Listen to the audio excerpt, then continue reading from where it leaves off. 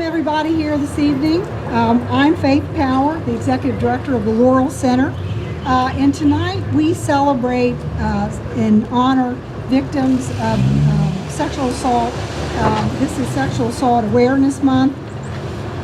You know, April's designed as a National Sexual Assault Awareness Month, and sexual assault affects all of us, our entire community. The month-long observance is aimed at raising awareness about sexual violence, to educate communities and individuals about the roles and the role in sexual violence prevention, and to support survivors of sexual assault. The color teal is the designated color to promote awareness of sexual assault. Sexual assault is a serious crime and a widespread problem affecting millions of people each year, with women and girls experiencing sexual assault at the highest rates. 1 out of 5 women in the United States have reported having experienced completed or attempted rape at some point in their lives. Let me read that statistics again. 1 in 5 women, right? Chances are when you have statistics like that, you know someone that has experienced sexual assault. You may not know it, but you do. According to the Rape, Abuse, and Incest National Network, 90% of adult rape victims are female, and 82% of all juvenile victims are female. Younger people are at the highest risk. Ages 12 to 34 are at the highest risk years for rape and sexual assault. Nearly 80% of rapes and sexual assaults go unreported each year, according to the U.S. Justice Department. In FY22, the Laurel Center served 39 adult victims of sexual assault and 38 children that were victims of sexual assault. Sexual assault has long-term effects on victims. The likelihood that a person suffers suicidal or depressive thoughts increase after sexual violence. 94% of women who are raped experience symptoms of PTSD during the 2 weeks following the rape. And 33% of women who are raped contemplate suicide, and 13% of women who are raped attempt suicide. As we do each year, the Laurel Center has been hosting a series of events in the community, throughout the community, to build a connected community dedicated to ending sexual violence and supporting survivors. This year, I'm pleased to have the Phoenix Project join the Laurel Center in hosting this candlelight vigil. As many of you know, the Phoenix Project has recently hired a sexual violence advocate, and we are happy to have another allied partner to assist in the support and the prevention of sexual assault in this community. At this time, I'd like to call the mayor up to read the 2023 sexual assault proclamation. Is our mayor here? There you are. Yeah, Mayor Lori A. Cochran.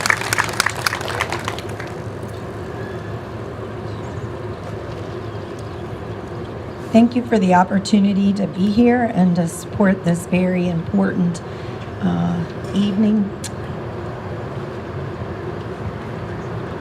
So this is a proclamation for the Sexual Violence Awareness Month. Whereas Sexual Violence Awareness Month is intended to draw attention to the fact that sexual violence is widespread and impacts every community member of Front Royal. And whereas the problem of sexual violence is not confined to any group or groups of people, but across all economic, racial, affectional preference, and societal barriers, and whereas the crime of sexual violence violates an individual's privacy, dignity, security, and humanity, and whereas we must work together to educate our community about sexual violence prevention, supporting survivors, and speaking out against harmful attitudes and actions. And whereas with leadership, dedication, and encouragement, there is evidence that we can be successful in preventing sexual violence in Front Royal through increased education, awareness, and community involvement. Now, therefore, in recognition of the important work done by the Laurel Center and the Phoenix Project, I, Lori Athey Cockrell, as mayor of the town of Front Royal, do hereby proclaim the month of April as Sexual Violence Awareness Month and urge all citizens to actively participate in all scheduled activities and programs sponsored by the Laurel Center and the Phoenix Project and work toward the elimination of personal and institutional violence. Thank you.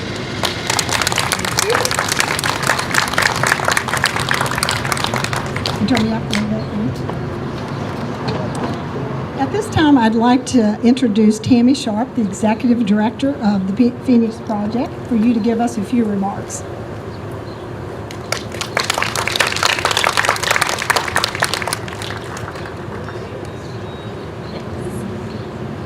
Hi, everyone. Thank you so much for coming and supporting us tonight. Thank you as we gather to stand with and for victims of sexual violence in our community. It is an honor to serve this community as the director of Phoenix Project. I have a really strong team committed to ending. Hey, catch my breath, I'm nervous. I have a really strong team committed to ending sexual and domestic violence in our community, and it is my pleasure to lead them. If you take nothing else away from what we're here for tonight, I know that the best and the most powerful way to support survivors that share their story with you is to start by believing. It's that simple, but it's complicated.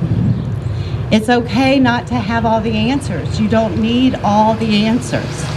If someone tells you their story, you just hold space for them. You listen. You listen without judgment, and you support them. That is the most important thing that you can do, is to believe a survivor. Oftentimes, if a survivor tells their story and isn't believed, they may never tell it again. So that is really important, to believe their story. The more times that they share their story with trusting people, the easier it will become for them to tell their story. But it is their story to tell.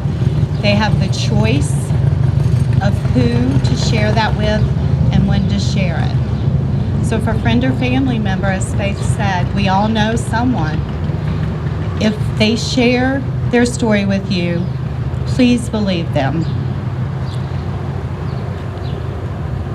And if they don't know where to turn after that, we have the Laurel Center staff, the Phoenix Project staff, and they are ready and waiting to help. Both agencies have highly trained advocates, and they offer help. They offer hope, and they offer healing. So thank you for joining us tonight.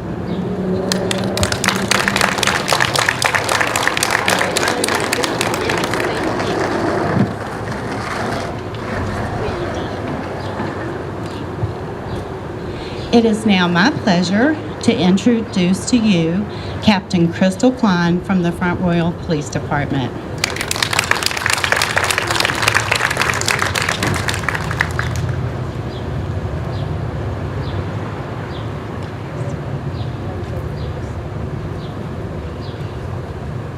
Good evening.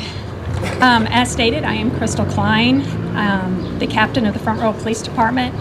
I also hold the title of Vice President for the Phoenix Project on their board of directors. This is a passion of mine. I started my career at the Front Royal Police Department over 22 years ago. I was hired as a grant position that recognized the need for further victim advocacy beyond the law enforcement response. So for my entire career, I've held this passion for victim advocacy and empowerment. The Front Royal Police Department responds to sexual assault incidents by taking a victim-centered approach. And what this means is that the primary focus is on the victim and their needs. Our police officers and detectives work to ensure that the victim is safe and protected and that their rights are respected.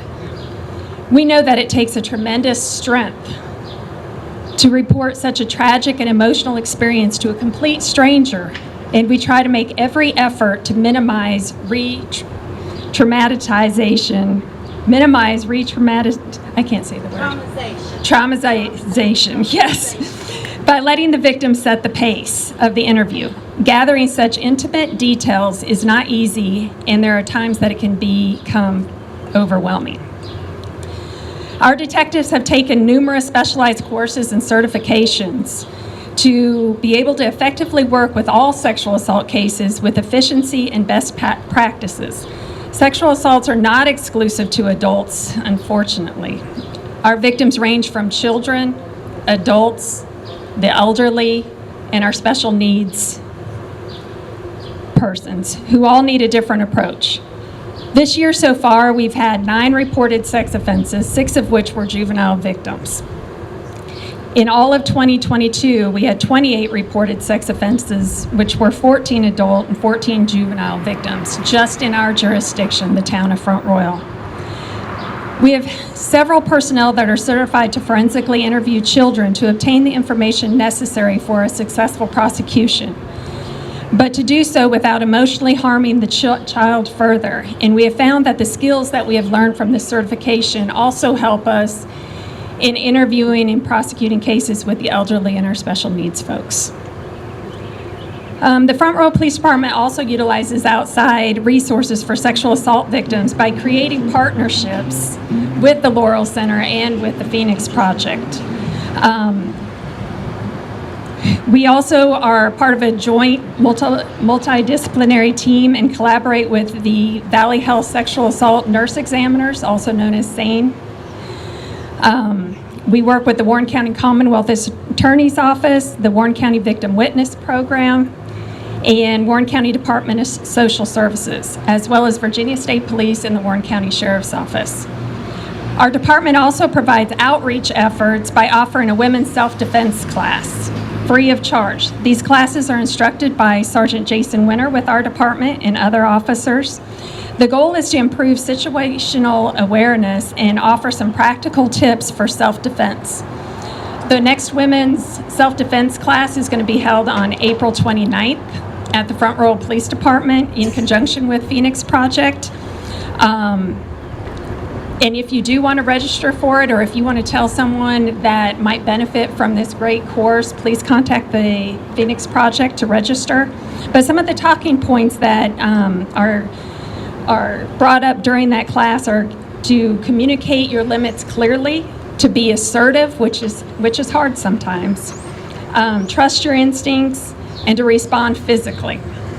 And that also is very hard, where we have to put all of that together in a working motion, is that we are creating boundaries, we are telling them exactly what we do and don't want to happen, and we have to respond physically if we need be. So it's a great class. If you know someone that would benefit from this, please have them register and give our information. So I do appreciate the Laurel Center and the Phoenix Project for having me tonight, and I thank you.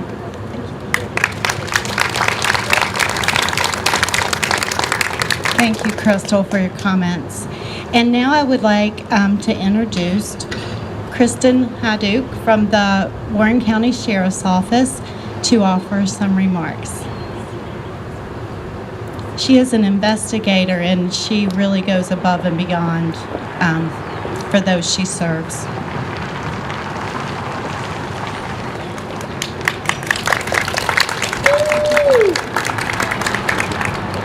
Thank you, guys. As Tammy said, I'm Investigator Kristin Heiduk with the Warren County Sheriff's Office, Criminal Investigation Division. I'm honored to be here tonight to speak with you all, and a lot of what I say is going to echo what Captain Klein just said as well. Less than 30% of all sexual assaults are reported to law enforcement. One obvious reason for this is the difficulty that many have in talking about sex, and because many victims are traumatized not only by the humiliation of their physical violation, but by the fear of being severely injured or killed.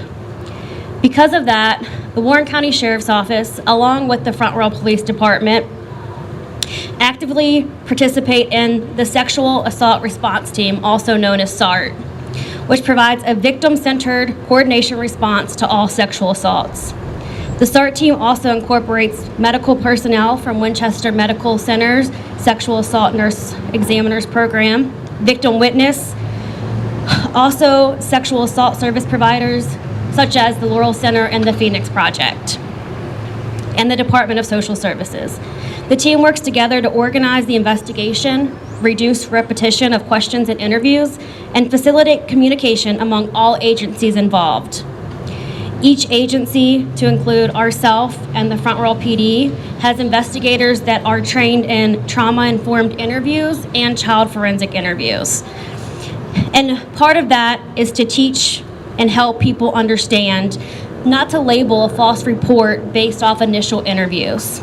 It gives us a better understanding of a victim's response to trauma, a statement that may have been taken back or recanted, or a refusal to press charges. It helps us understand that trauma can affect how a victim behaves. Therefore, knowing if someone needs to take a break, come back another time, things like that, things that we didn't always understand in the past. Not just that, it helps us understand that justice means different things to different people, and reporting a crime is an individual decision. Some victims say that reporting and seeking justice help them recover and regain a sense of control over their lives, even in cases where there may not have even been a criminal conviction. It's important to understand that the criminal justice system can be complex and that some cases may not move forward, but that does not reflect whether a story is true or not.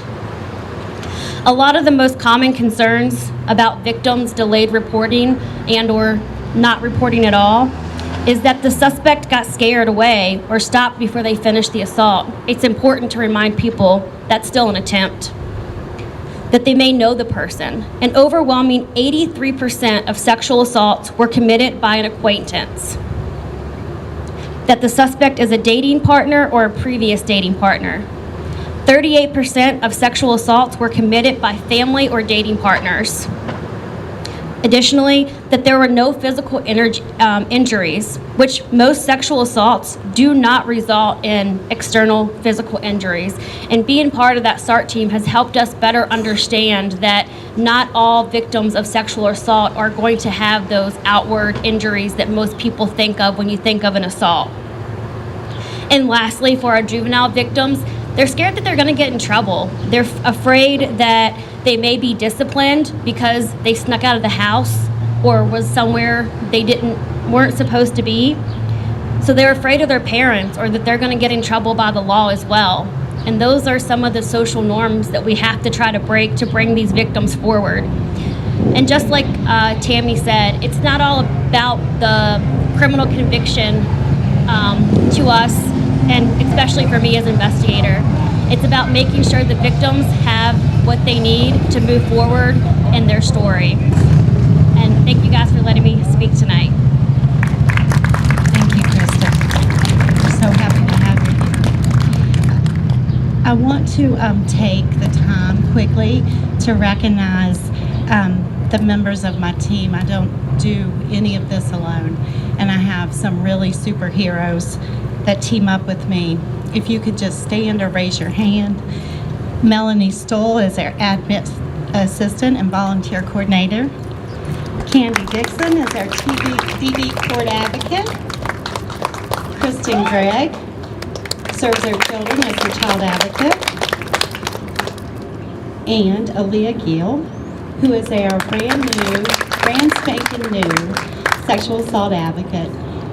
Aaliyah, I would like to invite you to come up, and Aaliyah is going to read a survivor's love letter.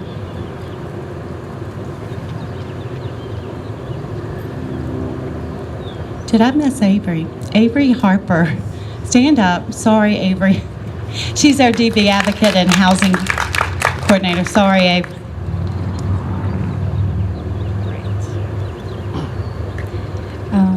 Filmmaker and activist Tani Akita wrote a letter to her younger self and ended with the words, "This is my survivor love letter." Here is a survivor love letter from Rape, Abuse, and Incest National Network.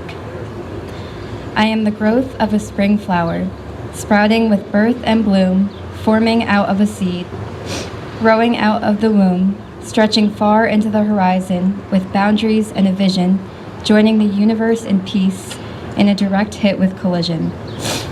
The galaxies surround me in all of its shapes and forms, out of pain and out of confusion, out of the eye of the storm, I align with the stars in its formation of light. I am a survivor, a thriver, I shine out of the night. I step into the field of endless forgiveness and healing. I say to myself, I deserve this, even if it's a new feeling. I have awakened and taken the life that was always mine, speaking into existence the powers that were already assigned.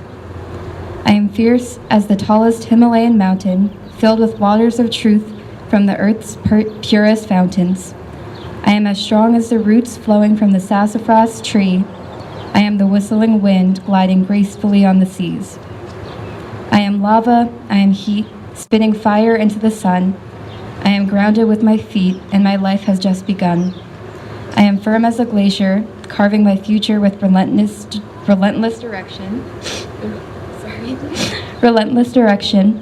I am powerful and tenacious, surrounded with divinity and protection. I am reminded in this space that it was not my fault or my secret to keep. Healing is not linear. Sometimes I smile, sometimes I weep. But as the sun rises, I know there is always a new day. I am the sculptor of my life. I am the tools and the clay.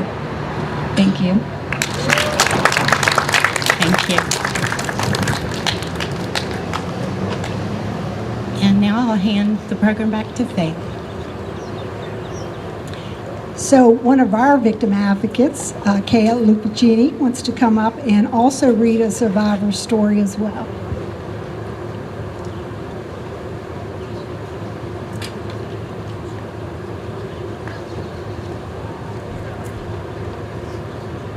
August 11th, 2021, I was in California for a wedding. I was so happy and excited at the time and overjoyed for this wedding. A couple nights before the wedding, my life changed forever. To put it simply, I was a victim of sexual assault. I was confused, young, and a vulnerable little girl. This night changed my life as I dealt with cops and had to go to the hospital for what felt like eternity. The ups and downs that had followed this tragic event are indescribable. Those words that she spoke over me that night now haunt me forever. But with lots of work and with the support of my family and my sweet boyfriend, I went to counseling and started tackling my trauma. I was ready to fight. After many interviews, phone calls, and emails with my detective and DA, we thought we had this in the bag. I had all the evidence, even DNA proof. He was arrested. I knew that many cases of sexual assault do not win, let alone go to court. But I was determined for myself and other women to put this evil man away. Justice was all I could think about. So I continued to fight. He bailed out before his preliminary hearing, but I was still so hopeful for my case to go to court. I continued practicing my story with my counselor. I was preparing for the fight of my life. I'll spare the details of how horrible this past year has been, fighting for this legally and never getting closure while knowing he's still living a free life. One night, my boyfriend and I were on our way to church to see our sweet young adult friends. That's when we got the call I've waited for approximately 337 days. All I heard were the words, "We cannot press charges." And that's when everything I fought for ended, or so I thought. I tell this story because I'm so heartbroken that the justice system failed me and so many women. I can't begin to explain how robbed I feel for so many different reasons, but me and my team fought. I know I gave it all I had. I'm at a loss of how this chapter will close. It just feels so void. There's a lot of emotions, thoughts, and feelings that follow this dreaded news. What I will say is that counseling has helped me so much. I have learned to be okay with letting the victim side of my story come through. I have always been so hard on myself to stay strong. Don't let the tears fall, and most of all, don't let anybody see my pain. Counseling has taught me that it's okay to have my weak moments.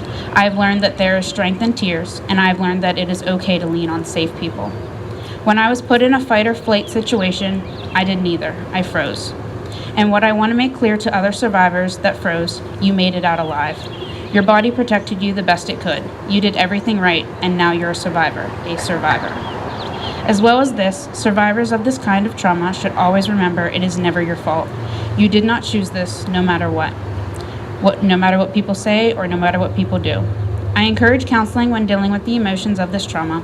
It can change everything about your story and help you realize that what happened to you was valid and scary. Speaking for myself, there were many times I convinced myself it was my fault, but counseling and the facts made it apparent to me that it was not my fault. I don't know how my story will impact anybody, but I know it needs to be told. And if this story reaches you, I am so proud of you and your strength. And if you haven't heard it from someone else, I am so sorry this happened to you. You are a survivor. I am a survivor.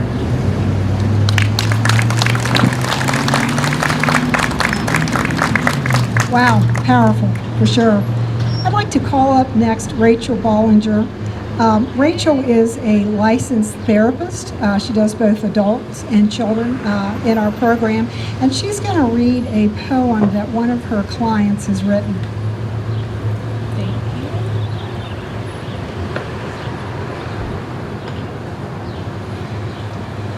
It's easier to come out and talk about someone who's been caught, but what about the abusers who are still getting away with it? What about the survivors, the many victims that ache to say something, but feel trapped by self-preservation? That know saying something has little to no guarantee that any good will come out of it. A part of them feels forever held captive, because holding it in is like saying it didn't happen. And keeping someone else's dirty little secret is a burden that doesn't let go.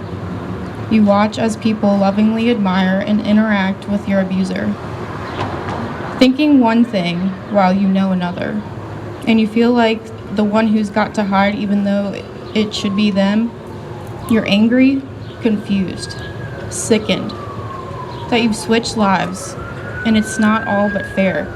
You carry it all and stay in the shadows, while they are a monster, walking in the open, eagerly embraced. You struggle with the shame and wonder if you're the monster. Are you crazy? Wrong? Imagine it all? Hard to know now. It's been so long. Surely if it really happened, they still wouldn't be out there, in the open like that. Am I the only one that sees, or am I blind? You fight with it all the time. Silence slows the healing and makes you question if you even deserve it, need it. You start to wonder if it was all you all along. Even though deep, deep down, you know it was them. Painfully them, forcefully them, always them. But searching for answers, closure, exposure, sends you to strange places, just to go somewhere, to be moving away from it, not sure it's forward or the right direction, whatever that is, but moving is all I know now, because stopping is how I got caught. Moving keeps me safe. I'm just wanting for their turn to come when they feel like running away. Silence slows the healing. Some have it so easy. Thank you, Rachel. So you've met Rachel and you've met Kayla now. Who you haven't met is Chris Ladd. Chris, wave. She runs our extended stay program, is part of our shelter program. You also haven't met Selena Rodriguez. She's also a victim advocate with our organization. And Miss Peggy Page, who's our child support aide in our shelter program. And Ailish Bova, who's our community outreach person. And last but certainly not least, our new victim advocate full-time for Warren County, and it's Kristin Dykes. So that's my team this evening. My team, like Tammy's team, keeps our sexual assault victims safe, and they support them each day towards healing. So thank you guys so very much, Laurel Center and the Phoenix Project. Thank you. We would now like to take the opportunity for anyone in the audience who wants to share their voice. You can share what you feel comfortable with, but we want to open it up so that we can make sure that all that want to be are heard.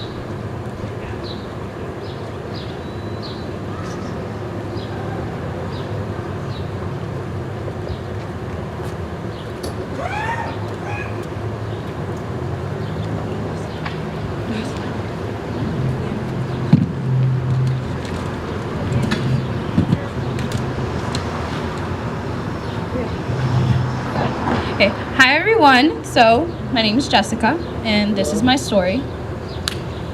So, when I was 15, one of my relatives raped and groomed me. I didn't know at the time that I was raped and groomed, even though I said no. I just stayed numb, and I just let it happen. And it was very difficult because I didn't want to tell my parents because I was like, there's something wrong with me. They won't believe me. So I just kept it to myself, and it kept happening over and over again.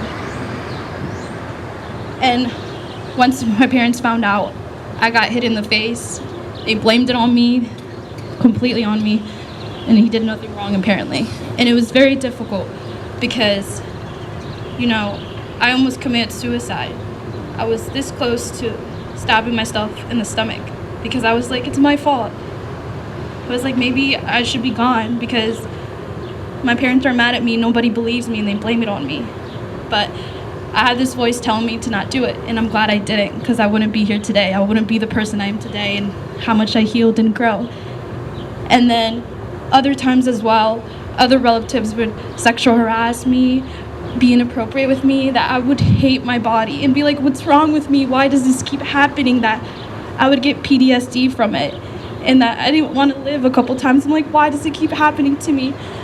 And then I went to therapy, and I'm glad I got to meet Laurel Center. I'm so grateful and blessed because they gave me love and support that I never had in my family because they would just blame it on me. And I'm glad as well that I got to meet great people at the church, giving me hope and love and support for once in my life. I felt love and support, and I would be so stuck in the past and be in so much pain for years and kept going to my 15-year-old self. And now I'm finally learning that I deserve love and support, and it's not your fault. You may think it's your fault, even if friends and family tell you it's your fault. It's not your fault. You didn't ask for it. You didn't want it. And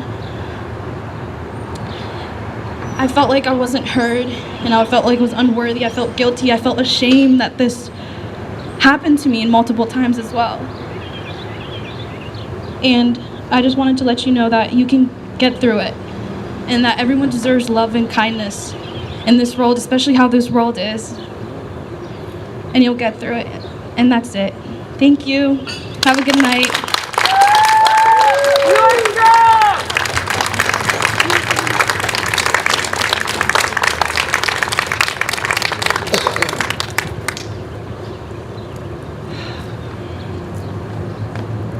I'm just holding space for her in her bravery and her courage and her strength. Anyone else that would like to come and share anything, or we're opening it up?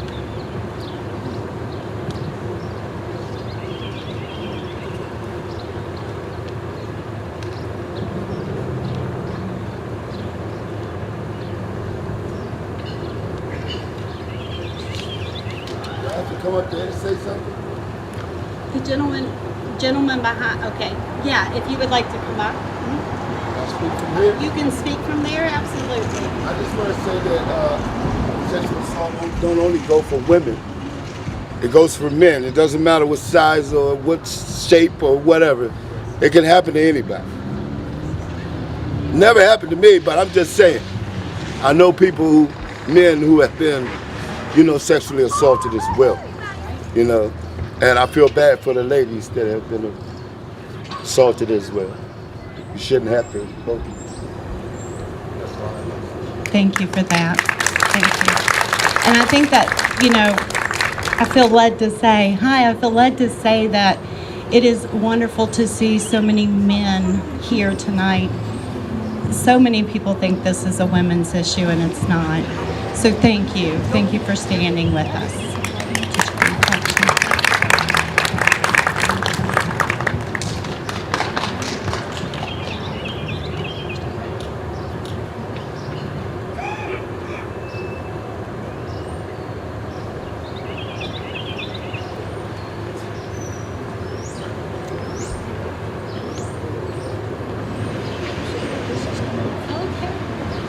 This is kind of a little sudden. Hello everybody, my name's Jeremy. How y'all doing? Hey there. So let's see. Yeah, I didn't know we were actually calling people up for this, but I guess now's a good time to put this out there. So let's see. It's 2023, so about 2 years ago, I was molested by a trusted mentor while I was going to my undergraduate college. And I would say that it is very, very unusual on how these sort of things play out. Because there's all sorts of training, there's all sorts of advice, there's all sorts of things that you know, and yeah, you end up freezing. Sometimes it ends up being nothing. Sometimes it becomes everything just right afterwards. Sometimes it creeps up, and it keeps creeping up. If you stamp it down, it comes back up. Sometimes it dies for a couple of months, maybe it dies for a year, it comes back up again. I never did get proper therapy for what happened to me, and it's not nearly as bad as what's happened to other folks. But that said, it doesn't need to be the worst for you to ask for help, and for you to look for help, and find ways to get better. Nowadays, I'm doing all right. I'm doing better. I've had a lot of support from friends, a lot of support from family, thankfully. Thankfully. I spend a lot of my time writing, and that has been a way to let out, mediate, figure out the mess. And it's very much necessary to figure out the mess. So, it does get better. It does get better. It may take a day. It may take a week. It may take a month. You may need to get a little better a year from now, from 2 years from now. But it does get better. It can get better. I would encourage everyone who, whether it's big or small, get some help, figure out an outlet, talk about it. Thank you.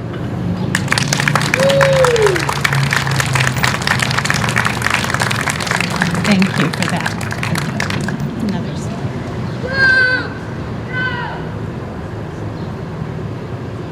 Hi, I'm Sarah. I guess what I really came up to say, I'm a survivor.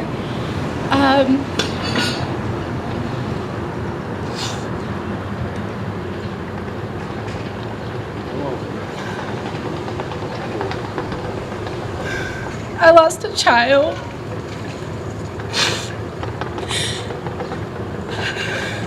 It's not very easy.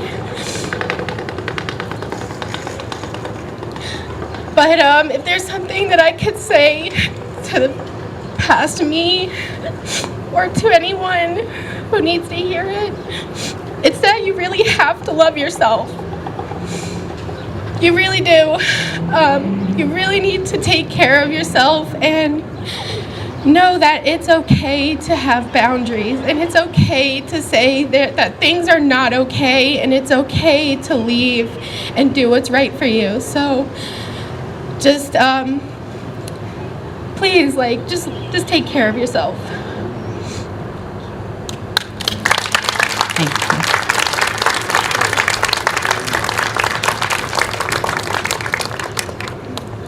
Okay, my favorite part. We're gonna light the candles. Faith and I are going to light the first candle. Advocates will be handing out candles for you to light. Everybody pitch in. We'll get you one real quickly.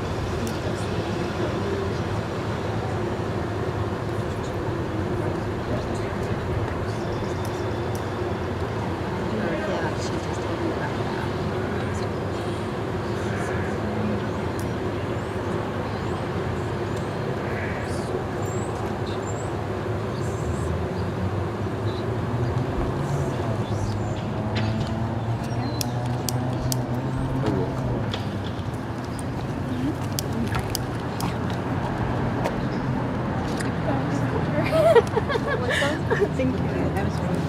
Perfect. You too, Mr.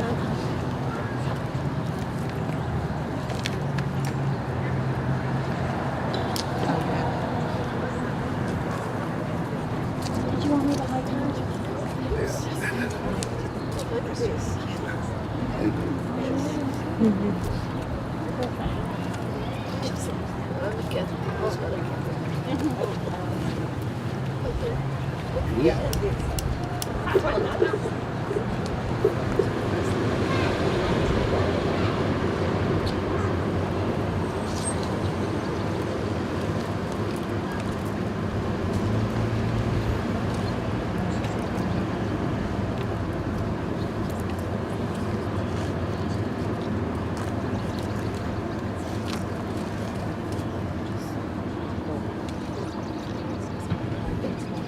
If you could please join us in a moment of silence in honor of both the victims and the survivors of sexual violence. Sorry.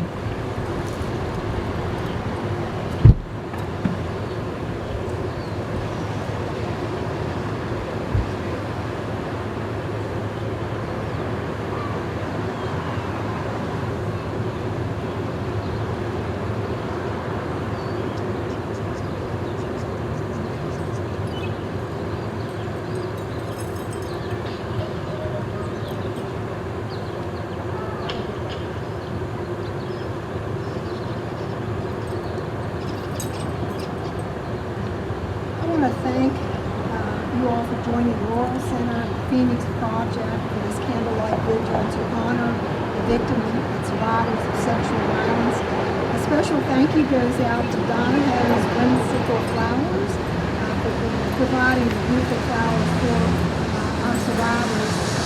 And I want to also thank our law enforcement professionals and other allied protectors that came out. Thank you for letting me know that. My voice isn't that loud. So let me just say again, thank you guys for coming out tonight. I want to thank Donahue Whimsical Flowers for providing the flowers this evening for us, for our survivors. We appreciate that. And I want to give a special thanks to our law enforcement professionals and our other allied professionals. You all help us do the work that we do, right? We don't do this alone. It takes a village. So thank you guys for coming out this evening and for being part of our village. Have a good evening.